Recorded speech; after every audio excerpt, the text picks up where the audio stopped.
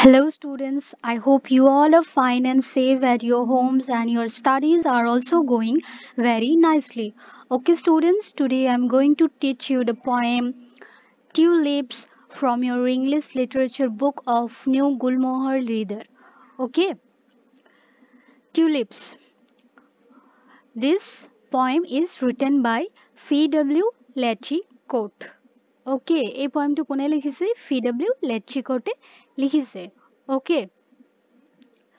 So in this poem, we are told that this is a very short poem. Let's just directly discuss it. In the gardening, tulips grow. বাগিচাত এইটো হয় tulips flower. বাগিচাত tulips flower টো উগে বা ডাঙৰ হয় straight and golden in a row. এইটো কেনেকৈ ডাঙৰ হয় বাগিচাত কেনেকৈ ফুলে এইটো ফুল straight একদম সিধা হৈ ফুলে. You can see it এইটো একদম সিধা হৈ আছে and golden.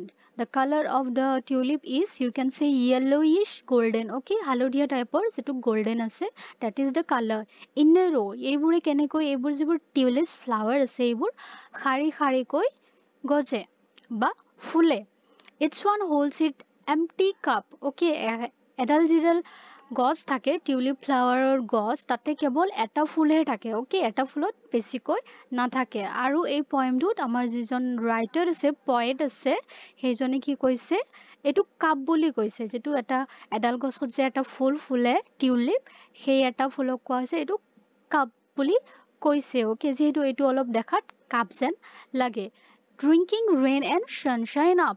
আৰু এই যেটো কাপ বুলি কৈছে টিউলিপ ফ্লাৱাৰটোক এইটো rain drink কৰা বুলি কৈছে. বৰষুণৰ প্ৰাণী drink কৰা বুলি কৈছে, খোৱা বুলি কৈছে. আৰু sunshine সূৰ্যৰ যে পোহৰ আহে সূৰ্যৰ পোহৰ ই খোৱা বুলি কৈছে. rain আৰু সূৰ্যৰ পোহৰ এই কাপটোৱে বা এই টিউলিপ ফ্লাৱাৰটোৱে খোৱা বুলি আমাক পয়েটজনে কৈছে. Okay, let us quickly see the explanation. This short poem is about the flower and the tulip. Okay, এইটো যেটো short poem আছে আমাৰ এইটো poem tulip নামৰ এটা ফ্লাৱাৰৰ ওপৰত আমাক দিছে. It describes how the flower stands straight in a row. এই poemটো যেটো tulipsৰ ফ্লাৱাৰৰ কথা কোৱা হৈছে এইটো কি আমাক বৰ্ণনা কৰে যে ফ্লাৱাৰটো কেনেকৈ একদম straight হৈ থিয় দি থাকে হেতুৰ কথা কয়. The speaker says that the flower looks like a cup. স্পিকাৰে কি কৈছে ফ্লাৱাৰটো কেনেকুৱা যেন এটা কাপৰ নিচিনা দেখি. It looks as if the flower is drinking the sunshine and rain from the cup. আৰু এইটো দেখাত কেনেকুৱা লাগে জানোচা এই ফ্লাৱাৰটো বা কাপটোৱে সেই ফুলটোৱে সেই কাপটোৰ পৰা sunshine সূৰ্যৰ পোহৰ আৰু rain বৰষুণ খাইছে. Okay, here students you can see there are some new words. Tulips is a flower. Straight means it is সিধা. Golden means সোণালী color. Sunshine means যে সূৰ্যৰ পোহৰ যে থাকে that is sunshine. Okay students, let's go to next page.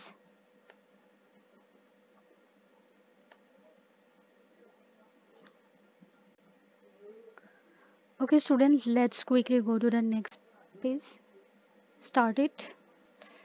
Okay students, here are some blanks. You have to answer it. What do the tulips need for them to grow? Tulips বোৰ ডাঙৰ হ'ব কাৰণে সিহঁতক কি লাগে? Okay, the tulips বোৰক লাগে dash and dash. কি লাগে? Water লাগে and sunshine লাগে. We can write water and sunshine. The speaker says each tulip holds its cup. What is this cup? Okay, speaker কি কৈছে যে প্ৰতিটো টিউলিপ ফ্লাৱাৰৰ এটা কাপ আছে, এটা কাপ ধৰি ৰাখে. What is this cup? এই কাপটো কি হয়? এই কাপটো বেলেগ একো নহয়. এই কাপটো সেই গছডালত লাগি থকা এটা যে ফুল ফুলে সেইটোকে এটা কাপ বুলি কোৱা হৈছে. Okay students, try to answer these questions.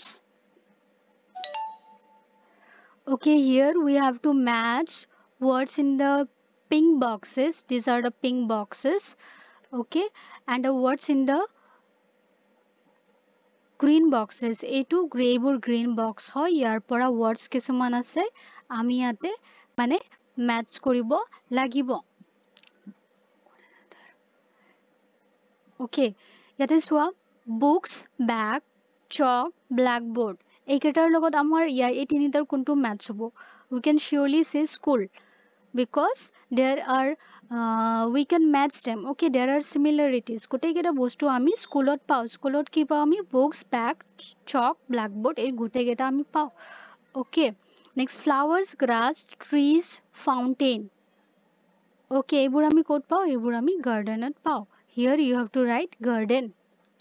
Here only one is left, that is beach. We can write the word here by closing our eyes. Okay, still we must know that waves, sand, shell, shore. Okay, যিবোৰ বালি বালি শামুক বা ঢৌ এইবোৰ ক'ত থাকে? আমাৰ বিচত থাকে। বিচ মানে হৈছে সাগৰৰ পাৰ।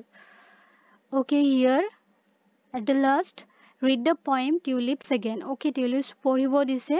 There are two sets of rhyming words. Can you say what are they? Okay, this is your homework. এই poemটো পঢ়িব দিছে আৰু তাতে দুটা rhyming wordsৰ set আছে, সেইকেইটা তোমালোকক উলিয়াই ইয়াতে লিখিব দিছে। Okay, dear students, this is the poem all about. I hope you all have understood my explanation very nicely. Okay, try to answer the questions. Okay, all the best, and I'll see you again soon.